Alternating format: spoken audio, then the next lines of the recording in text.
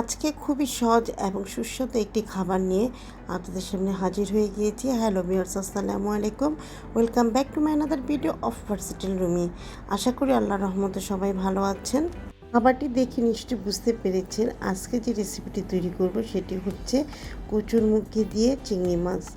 তো চলে যাচ্ছে মূল রেসিপিতে। এখানে কচুরমুখিটা অনেক বড় বড় ছিল, সেই জন্য আমি আগে একটু সিদ্ধ করে নিয়েছি।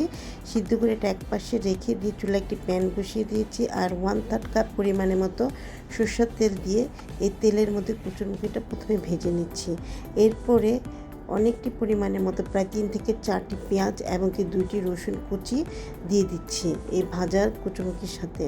এরপরে হাফ চা চামচের মতো হলুদ, আর আপনি যেমন পছন্দ করেন চিংড়ি মাছ সেভাবেই দিবেন। এরপরে দিয়ে দিচ্ছি লবণ স্বাদ অনুযায়ী। চিংড়ি মাছটা একটু বেশি বা কম দিতে পারেন, যার যা রুচি অনুযায়ী দিবেন। এরপরে পানি দিয়ে দিচ্ছি হাফ কাপ পরিমাণের মতো।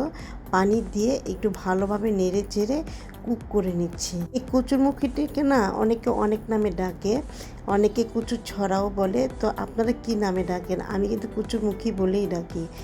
আর এই আমার রান্নাটা কিন্তু প্রায় হয়ে এসেছে, যেহেতু আমি আগে থেকে সিদ্ধ করে নিয়েছি।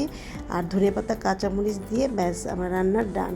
আর গরম গরম ভাতের সাথে কিন্তু খেয়ে দেখবেন, অসাধারণ লাগবে এই রান্নাটি। আজ এ পর্যন্ত, ধন্যবাদ।